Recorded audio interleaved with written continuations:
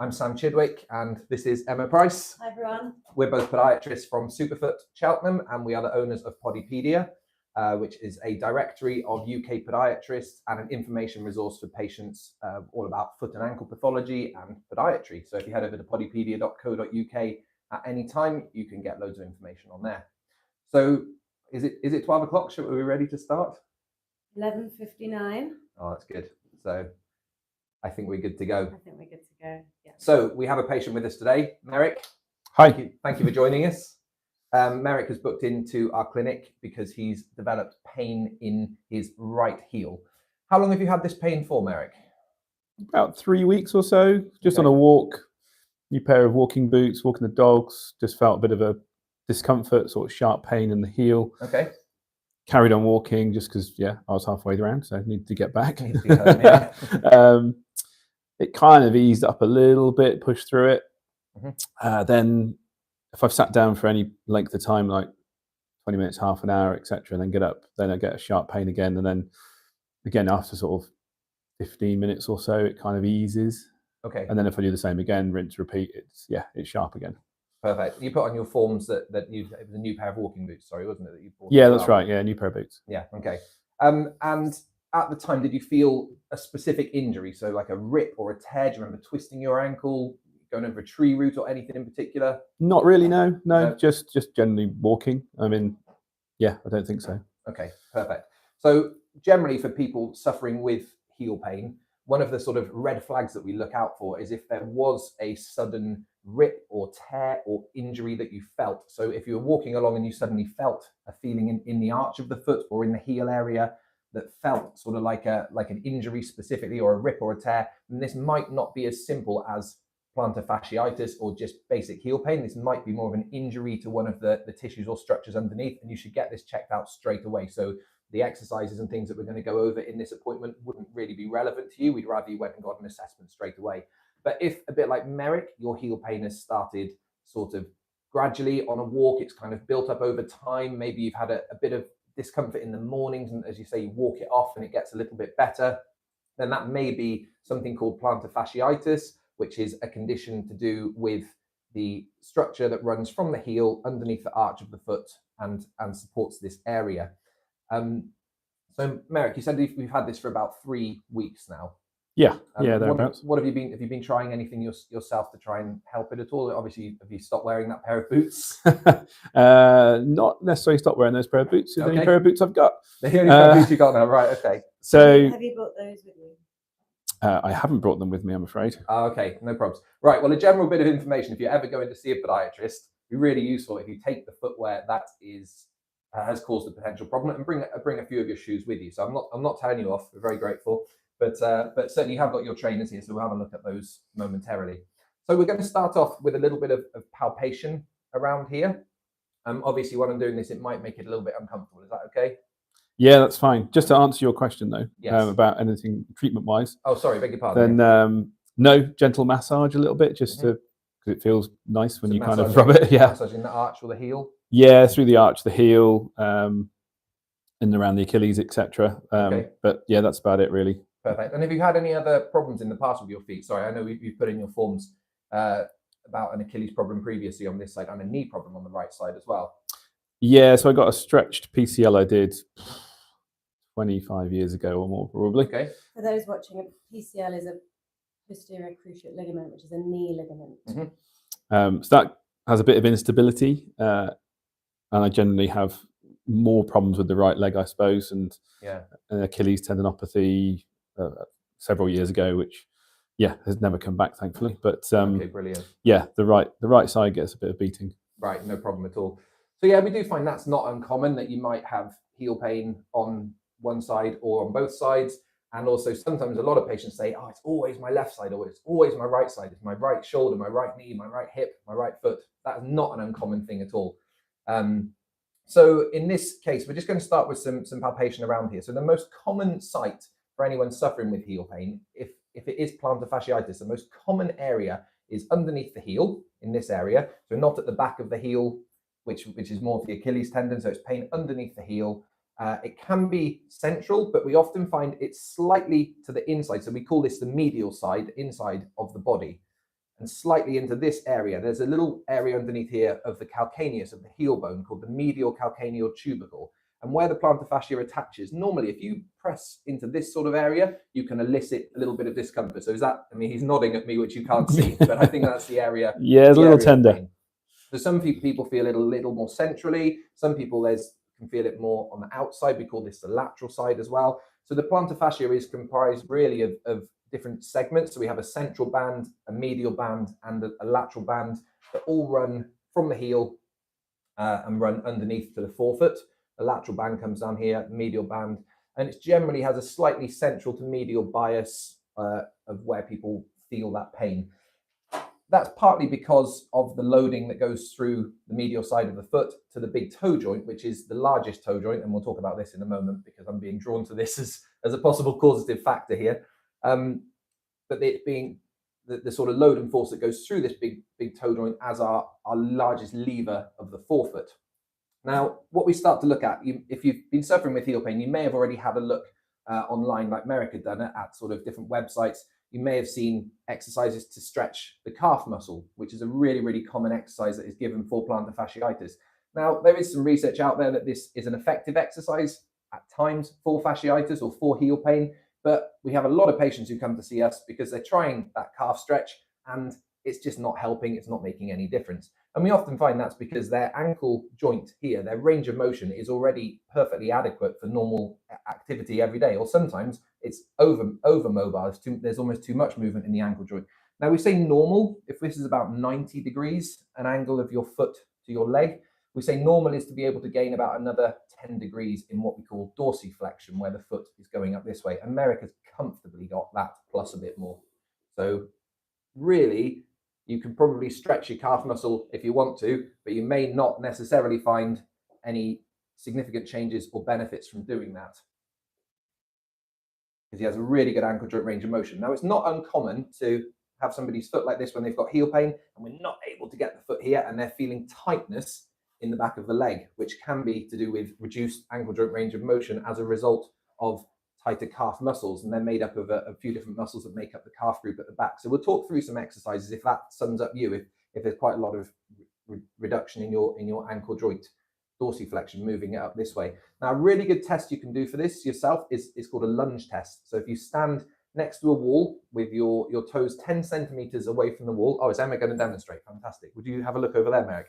So toes about 10 centimeters away from a radiator in this case. You could use a tape measure. And then if you can, cheating a little bit in shoes, but just for demonstration, if you can put your foot forwards and get your knee, I think you're more than 10 centimeters, so I wouldn't worry too much. And then get your knee against the wall without your heel coming up off the floor, then your ankle joint range of motion is probably hitting about normal. I think I have tight calves. Well, we can talk about some exercises later for that. So, but in Merrick's case, I don't think this heel pain is necessarily, I mean, it may be associated, but it's not necessarily associated with tightness in that ankle joint. Now, moving down, if you just relax your foot a little bit for me, if that's okay. That's lovely, perfect. His pain is here. Do you get any pain into the arch as well? Or is it mostly localized in the heel?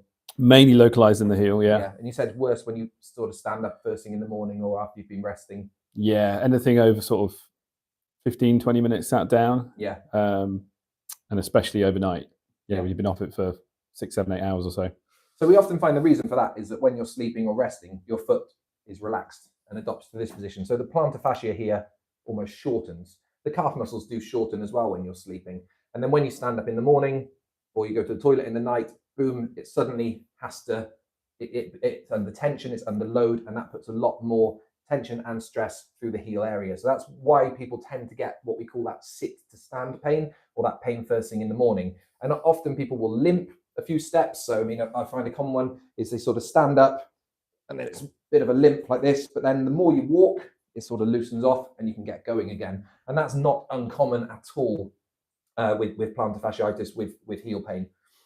In terms of our assessment, moving further forwards, I mean, Merrick,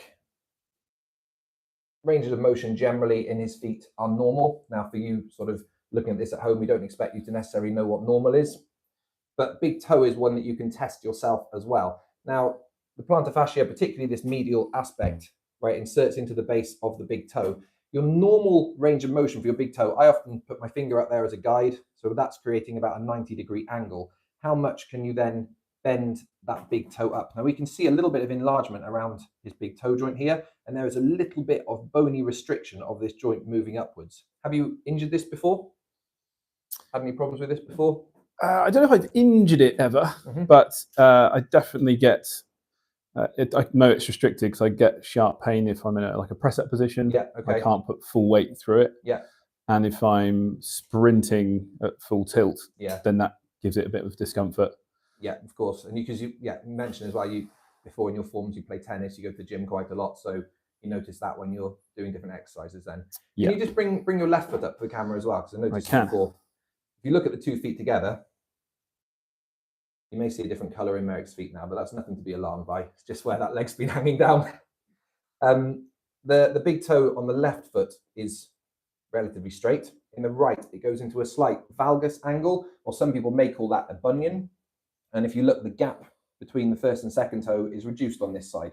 So it's in a slight valgus angle, as well as having slightly reduced range of motion. So we'll see if that impacts our testing later on as well.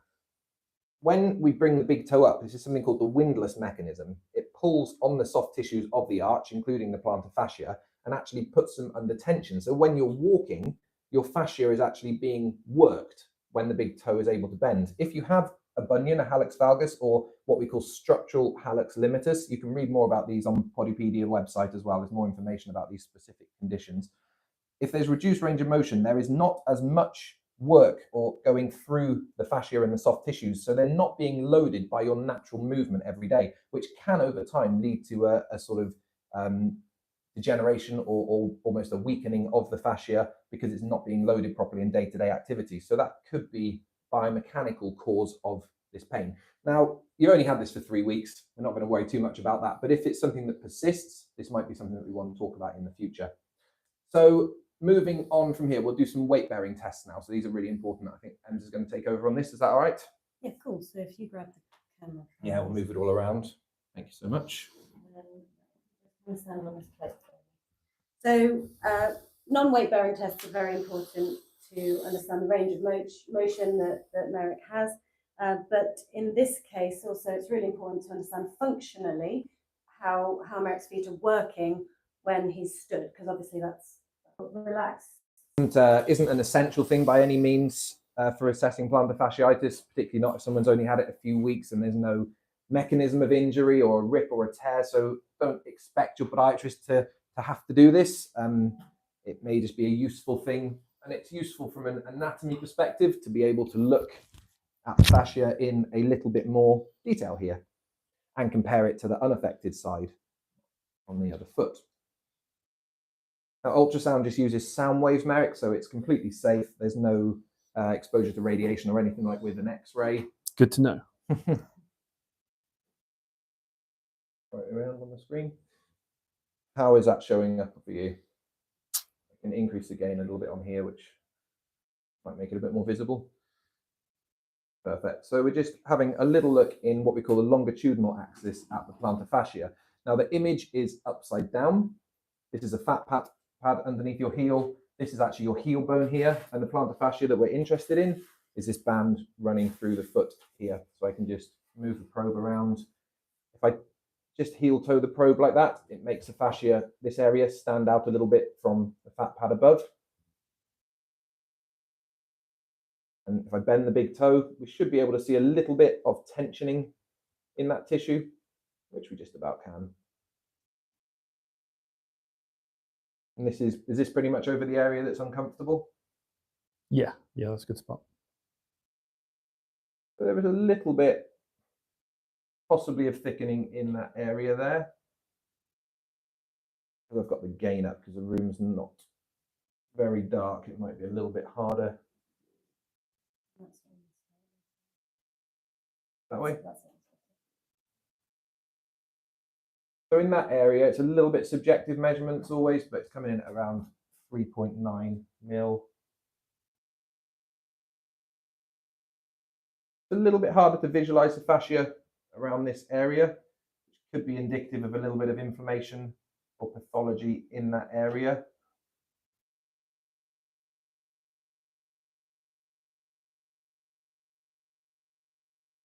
the normal thickness would be between about 2 and 4 mil. So if I'm being generous there, 5.5 mil, possibly a little bit thickened there, which could be a visible sort of appearance of what you've presented with. If we have a look at your left foot in comparison now.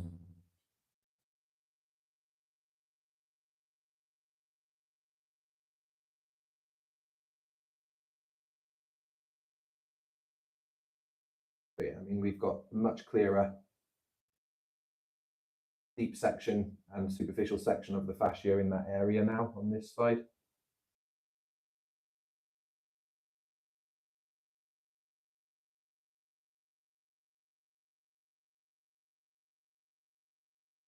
Just eyeballing that, I can assume it's going to be about 4 mil, yeah, 4.1, 4.2 into that area. So we know that the right is about 1 millimeter thicker. Now, what does that tell us? It's useful information. I would normally, just as a caveat, I would normally scan that in more detail, look at it in different axes, but just for the purposes of this, that gives us a little bit more information. Making a noise. Perfect. So that tells us or gives us a little bit of information about possible thickening of this right plantar fascia, which is in keeping with your symptoms.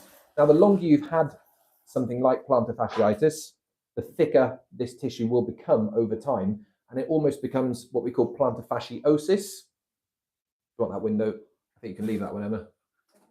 Yeah, I think we're all right. We're bright enough again. So over time, it can become more thickened, which becomes plantar fasciosis, where the tissue is maybe not quite as healthy anymore. But Merrick's looks hopefully nice and healthy. It's quite an early acute problem with just a little bit of thickening in that area. Now, that could be related to 3 weeks ago. It could be related to this big toe and years of walking with some reduced range of motion in there. Effectively, though, based on all of our sort of tests and observations, our diagnosis at the moment is a 3-week history of plantar fasciitis or plantar fascia pathology into this central medial band into here. So what we need to do, Merrick, is work out how we're going to help you and how you're going to get better. Excellent. Which is why you're here. So first and foremost, we need to talk about footwear. What are your thoughts on that, Ems?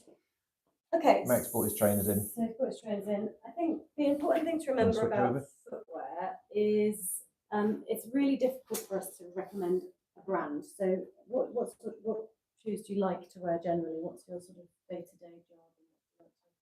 What do you do? Run a digital marketing agency, so very casual, often boots, trainers, not any formal shoes really. Boots as in sort of so Chelsea boots or no, like a trainer boot, I guess. Okay, so I think that, like I say, the important thing to remember is I'm not going to turn around and say you need to wear these Nike or Adidas or Brooks or Saucony trainers. I think the important thing is to make sure that the footwear that you're wearing is comfortable for you. So the general rule is what we want to see in a shoe is a reasonable heel counter. So where the heel is slightly higher than the toe. Generally, people struggle with barefoot shoes. So the very, very flat shoes, I'm not saying they're wrong. I'm just saying that people tend to do better in a shoe with a slight heel to it, with a slight angle. If you're into barefoot shoes and that's you want to wear something very, very flat, that's fine. But you might want to consider doing that slowly over time with some expert advice, because going from normal footwear into barefoot flat shoes can cause strain in the plantar fascia under the foot. So just a bit of an insight there. But generally, we want a slight heel to it. We want a fastening, so lace up or Velcro. It needs to have a reasonably solid sole, but it needs to bend only here. We don't want a shoe that's going to be that you can wring like a dishcloth. So this is a Merrill. I'm struggling to contort that and change that. So this has got a reasonably solid midsole and it bends nicely here. So I think this is a great shoe. I think this is a really good shoe. Have you got any observations or any insight into the shoes that you were wearing when you had your injury? You thought, were they a bit flatter? Were they tighter? They were new, right? Yeah, they're probably a little flatter, being a walking boot, I suppose, as opposed to a trainer. Okay. sole might have been a bit flatter. We'll have, what might be a good idea is if we get you back in for a review, bring those with you so we can actually make some observations there. It might be that you just need some additional support in that shoe. Okay, so the important thing is to, when you're buying shoes or you're considering footwear, make sure it feels like it was made for you. That's the best advice we can give you, and that's the truth. There will be some brands that fit you and suit your foot better than others.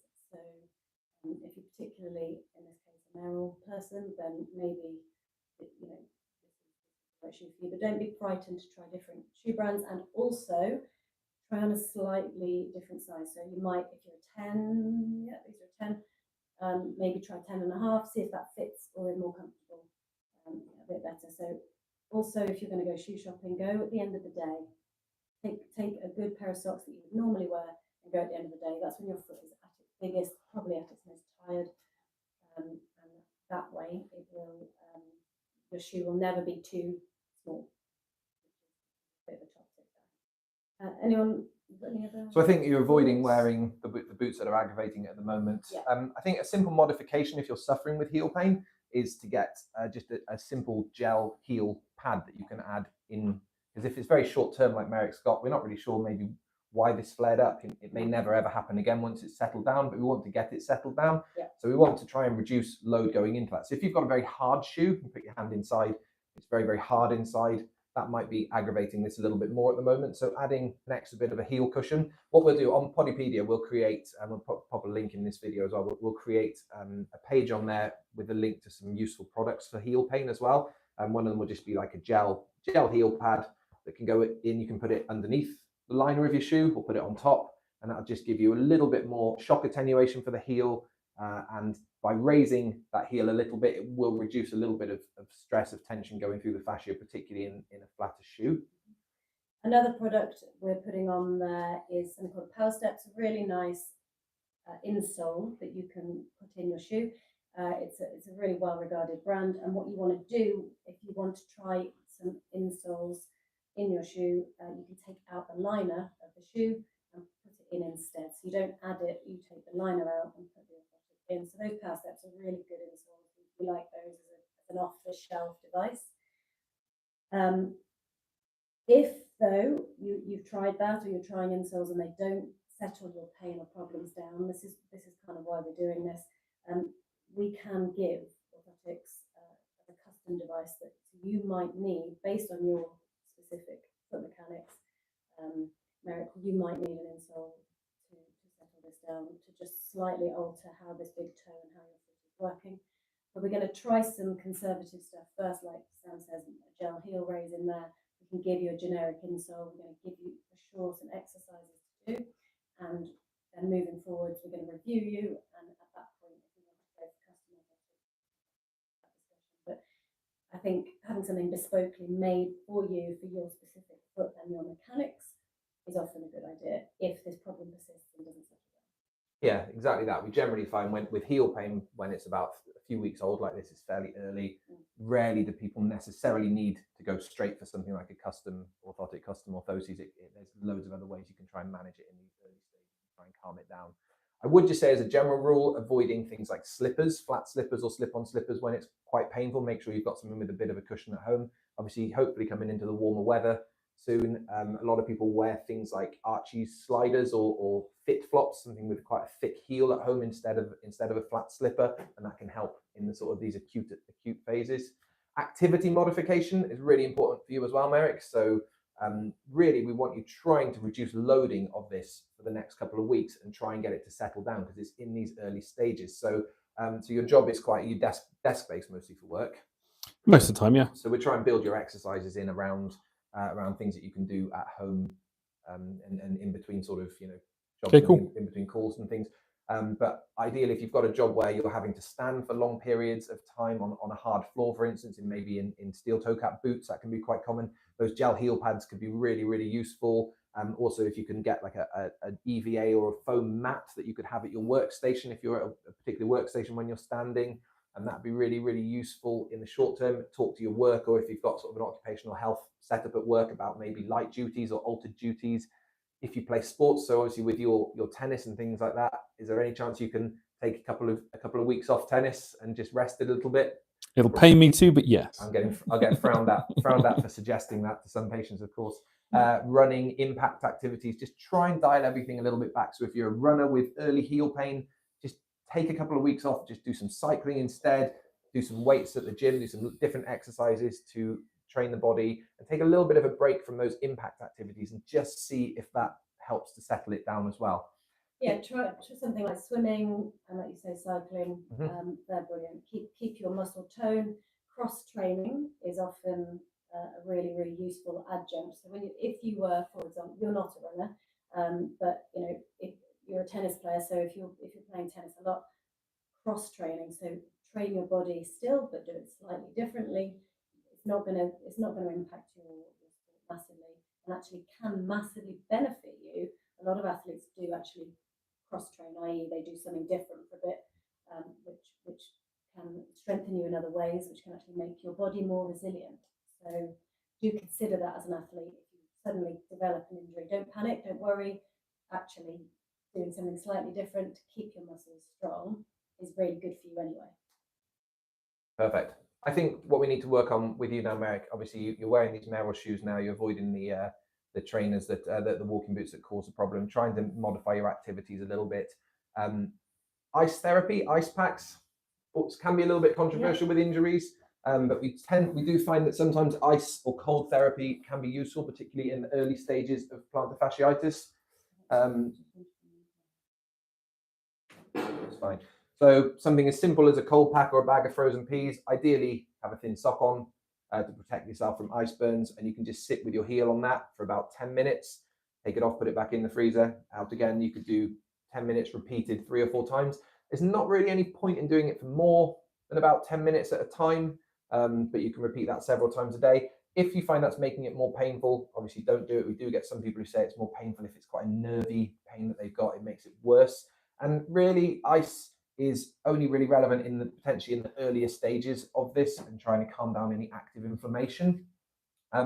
You can also, so this is building into a bit of an exercise. We'll move on to some exercises now to look at sort of ways that you can strengthen and stretch your foot, ankle, and plantar fascia as well.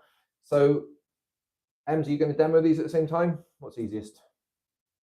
Actually, Merrick, I'll grab the camera if you want to have a go at these. It's probably more powerful if the person has a go.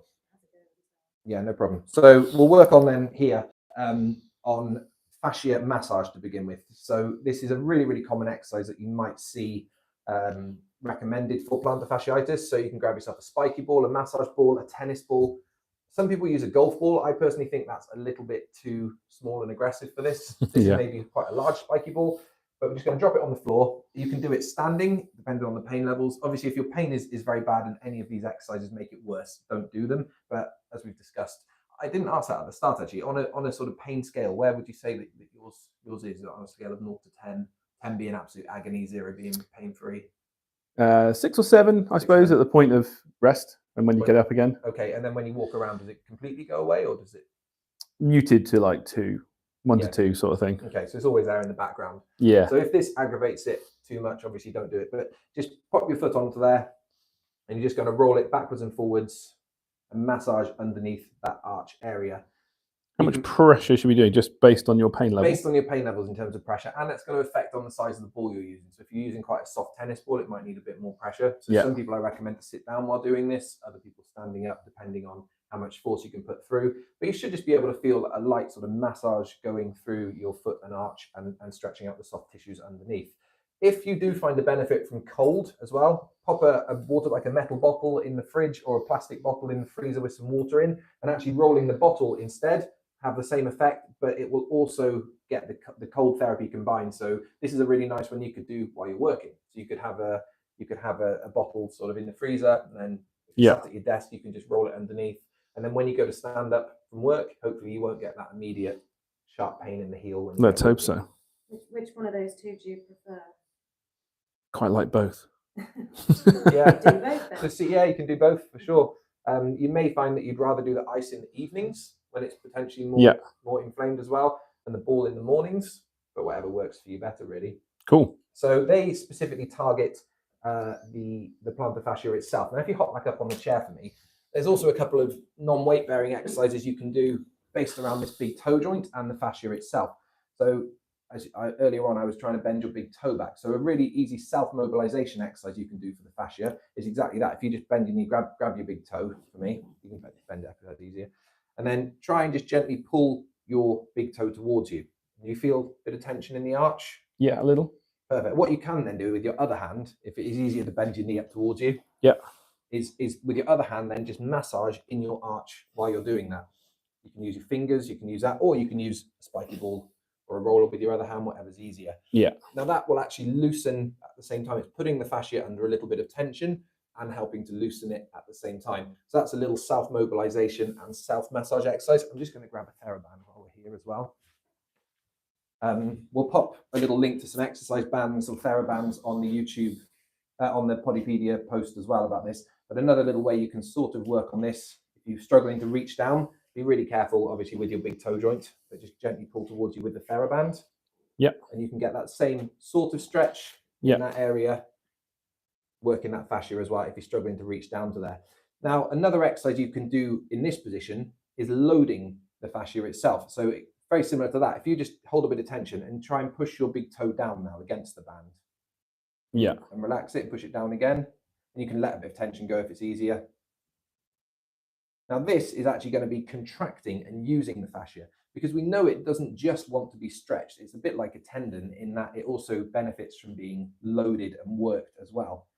So this is a really nice exercise to isolate more that medial strip. It also works on the other muscles and tendons that supply the big toe. But effectively, it's helping with that flexion, that plantar flexion movement, which can help to put some load and stretch through the fascia. So you could do this for all of these exercises combined for just 3 to 5 minutes. Do the ball rolling for 3 to 5 minutes, and then do this for 3 to 5 minutes. And they can have a real positive effect on your fascia and strengthening the muscles through this area. Now, the other exercises that can be very useful in this instance is with the band underneath the whole ball of the foot, grabbing both ends. Do not let this slip off and hit you in the face, which I have seen happen. But you can, again, create a stretch possibly into the calf muscle. So going back to the very start of the video, we're talking about that ankle joint range of motion there. But now Merrick can also push his foot down against the band. And this is also going to be loading and strengthening the muscles of the foot in plantar flexion. Now, obviously, we're not using the big toe in the same way, but we're using the whole foot and ankle. And you can see his calf muscle working there as it plantar flexes the foot, and then it's being stretched as the foot comes back up. So that's a lovely exercise to isolate and work on these muscles as well. Again, you can do 10, 15 repetitions, or you can just do this for a minute or so.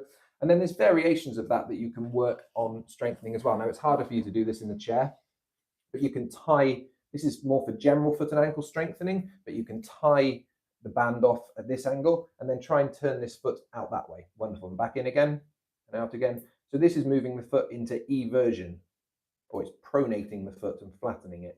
And we're using his forefoot to do this. And it also helps to strengthen. If you've ever had a sprain or anything to the outside of the ankle, this is a really nice exercise. We might do another video on that in the future in a bit more detail. We can then switch the band round, and you can do, maybe I have to turn it in this way, thank you. So supination or inversion. Now, if you've got very flat feet, this is a really nice exercise to work here. What I do say to people, if the band is too hard, this is quite a firm band actually, which is not very fair on Mez here, trying to just isolate the foot and ankle and try, if you put your hands on your knee now, try and stop your knee from moving and just move the foot and ankle. That's fine, I'll take a little bit of tension out. It's a real tricky one. It's actually deceptive. I think we're conditioned with exercises to think they need to be these big movements against resistance, and all of these are relatively small movements against, it doesn't have to be a significant resistance. So obviously the band, we'll put a link to some bands on PodiPedia, as I said, but it doesn't need to be too aggressive. That may be a little bit on the tighter side. You can also work on dorsiflexion. So if you can tie the band off under sort of a chair or something, or foot of a bed, then you can pull the foot up towards you in the same way. So these are just general strengthening exercises. This works tibialis anterior and all of the extensor groups, bringing the foot into dorsiflexion, so back up in this direction. So those four, pushing down plantar flexion, dorsiflexion, inversion, and eversion, are general sort of strengthening exercises for the foot and ankle, which can have an effect on the plantar fascia. Again, you could do 10, 15 repetitions, a couple of sets, or you can just work on all of this for all the directions for sort of 3 to 5 minutes. So we're building a nice little set of exercises that you could work on every day for trying to help rehabilitate your plantar fascia in that area. Now we'll work on some weight bearing exercises as well. If you want to have a quick stand up, Merrick. Now we've already talked at the start that Merrick's ankle joint range of motion is pretty good. He's got 90 degrees plus about another 10, maybe even more than that range of motion. But we will show, if you are someone who suffers with quite tight calf muscles, we will show a couple of stretches. Now, if you just step your, move this out of the way for you. Step your left foot forward for me, please. Perfect. A little bit further. That's wonderful. And then this one can stay back a little bit. Yep. And then just bend this knee and keep this leg straight and keep this heel down. Now, this is just a standard gastrocnemius or sort of large muscle calf stretch with the knee straight. Now, a real common thing that people do when we set this exercise and then we review them back in clinic is they turn this foot out. So just turn this foot outwards and then they do the stretch like that. That's because people often have a slightly flatter foot or pronated foot. This is incorrect. So ideally, try and turn this foot in and stretch. Now, are you feeling a stretch in the muscle here? Merrick is quite Not flexible. So we don't need to overwork this. If somebody has got tight calf muscles and that is affecting their ankle joint dorsiflexion of their foot, they will feel tightness in this area. If you, instead of feeling tightness in here, if you feel more of a restriction or tightness around here, you may have some structural changes to your ankle joint, which is probably worth getting checked out by a podiatrist, because that may be indicative of a cause why your ankle joint can't go up. But Merrick, that is absolutely ample range of motion there. Good. In that ankle. Now, some people then, a little extra stretch, people do that stretch and say, well, my ankle's I'm not getting any more loose. It's still really, really tight. We often find that's the case with stretching anyway, which we'll talk about in a moment. But if you step your left foot forwards again, and then bring this one back, just not so much this time, just a little bit less. And this time I want you to actually bend both knees. So bend this knee as well and almost drive this knee down into that direction while trying to keep that heel on the floor. Now, this will work the soleus muscle, which is the smaller muscle of the calf, which lays a little bit deeper to the gastrocnemius. Now, it doesn't cross the knee, so by effectively bending the knee, it takes the larger calf muscle out of the equation and just works on the smaller muscle. So I don't know if that will get a slightly deeper stretch for you or anything. Do you feel anything there? More in the Achilles. More in the Achilles, so coming down a little bit lower. But we know that some of the soleus muscle fibers come down quite a long way anyway. So that is, if you're finding that you do have reduced ankle range of motion or tight calves, and you're doing the first stretch, the calf stretch, and it's not making any difference, you could try that soleus stretch, because it may be that actually what is tight is that soleus underneath. Now, the other thing that can be really useful, I personally find that I can do calf stretches till I'm blue in the face and not get any improvement. So I find the best thing for me is actually foam rolling. It's probably beyond the scope of going into too much detail in this, but using a sort of a foam roller like this, laying on your back and then just rolling your calf. So you can find videos or we'll post a video on rolling the calf muscles out as well, and the hamstrings, which are nice exercises that you can do. Rolling or self-myofascial release, it may be called, working with a roller is different to stretching, and it can help to sort of stimulate blood flow into the area and get fibers of tighter muscles working in a different way to stretching. When we overstretch an area and do too much stretching, basically the muscles can actually become even tighter and can certainly feel even tighter. So if you are stretching and it's not having a positive effect, don't just add more and more. Don't keep doing it, because it's probably not relevant, and you need to go and get checked out and work out why it's not right for you, why it's not working. But often, there is some research out there that working on calf stretching and the soleus and the gastrocnemius muscles, these two different ones, can have a really positive effect for heel pain. You have something? Sorry. No, perfect. Yeah. So that's sort of a stretching, and then we'll work on some loading exercises as well. Yeah. So partly we want to be reloading this gently as well. Yeah, absolutely. So there's a couple of ways of obviously we've got the non-weight bearing ones that we did with the resistance band for strengthening the foot and ankle, and around the big toe for loading the plantar fascia. But another exercise I find really, really useful is to roll a towel up on the floor. And if you just pop your big toes onto the towel for me, please, if that's okay. Perfect. So this is slightly dorsiflexing, lifting up the big toe joints, which, as we've already discussed, puts the fascias under tension already. If you then you can use the support if you want, but can go up onto your toes, please. So lift your heels up. Perfect. And then gradually back down again.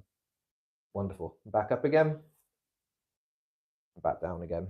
Perfect. And this is a heel raise, but with the added benefit of engaging the windlass mechanism of the big toe joint and putting the plantar fascia under a bit more tension. So it helps to then load the plantar fascia at the same time. Now, if you're finding that quite easy, you could do 10 or 15 repetitions of that a couple of times a day. If you're finding that quite easy, you could wear a backpack or a weighted vest, or you could perform it as a single leg exercise. So if you use that, I'm not worried about balancing this, but take your right leg off the ground and just do a heel raise. How does that feel? Back down. Yeah, all good. Perfect. And this is really going to get his big toe working as well and engage all of these tissues. Now, taking that one step further again, we don't know what level or what strength and conditioning you may be in, but you can actually combine that. We don't, as working it with a step. So you can step up onto bottom rung of a step or something, or using a wooden block. Actually, may need to come a little bit off the back of there.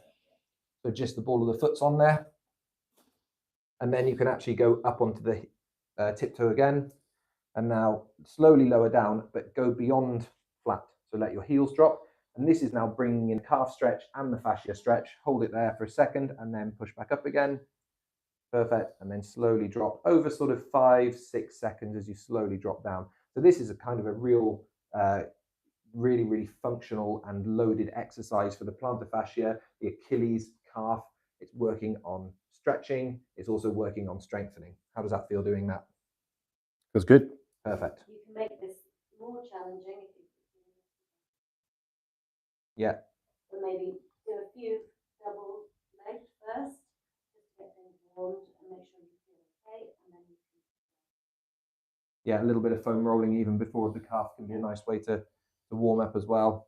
Now, this is a really advanced exercise. That's ample. Thank you, Merrick, if you want to jump now. Thank you. This is a very advanced exercise doing that. So just start off on the flat first with heel raises, and you can build up and work on whatever feels comfortable for you to be loading that. Obviously, we don't know what your level of sort of strength or ability or balance is, and also make sure that you're in a safe environment doing all of these exercises. So if you've got a particularly, obviously that step could flip a little bit. I was just holding it down, but just make sure you're doing this in a safe environment. Generally, with any exercises, safety comes first, and trying gradually building up these exercises and making sure that you're happy and comfortable with them. Perfect. So I think we need to look at some strapping exercises for Merrick as well, and some strapping and taping, because this is quite acute. I think we can give a little bit of extra support.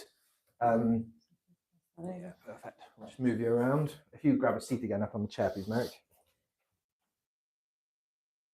So another really good option for somebody who's, if you're in pain, strapping can just restrict the range of motion a little bit. That might be any overstrain or any particular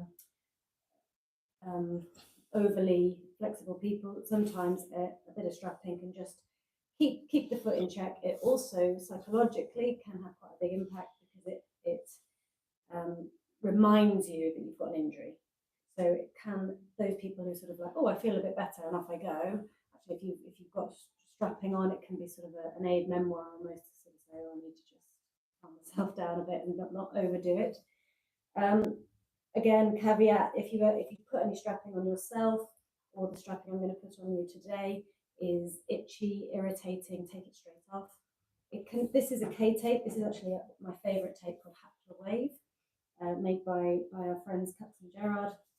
And it's sort of a medium elasticity. You have K tape, which is the traditional one you see athletes wearing all the time. That's quite light.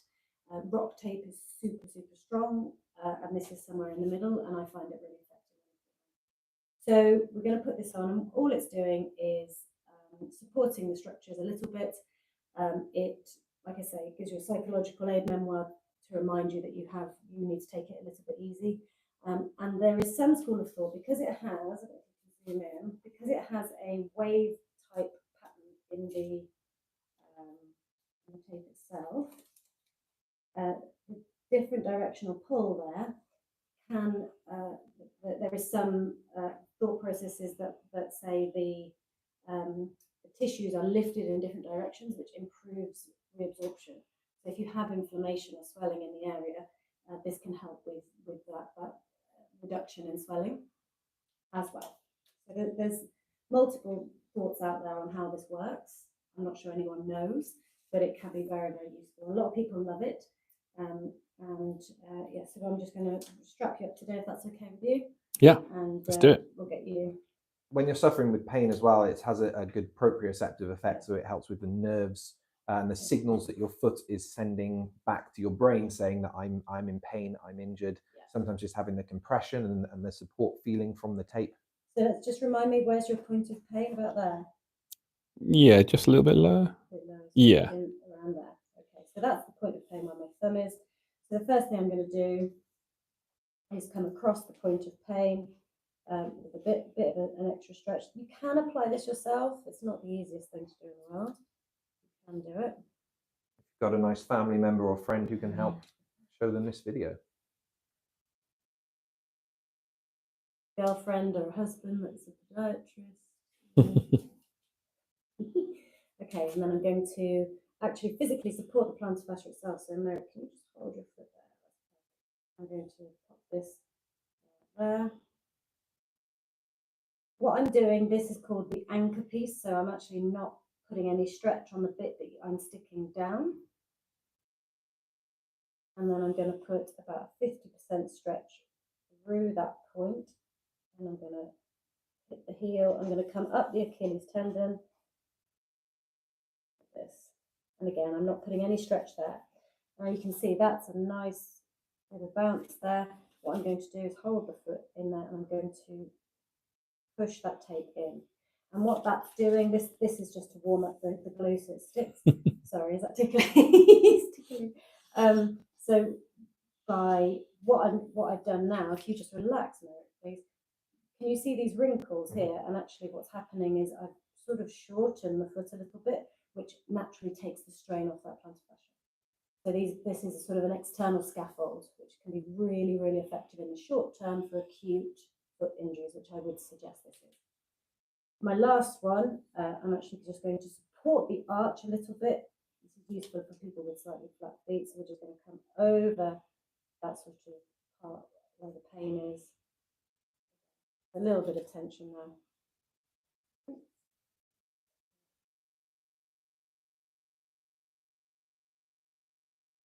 And again, no stretch on the end points. No stretch there. Nice recovery. Hate wrinkles in tape. Can't do it. Can't do it. That'll bug me all day. Okay, so yeah, I'm rubbing it down, making sure that glue is nice and warm. You can shower in this for sort of a couple of days.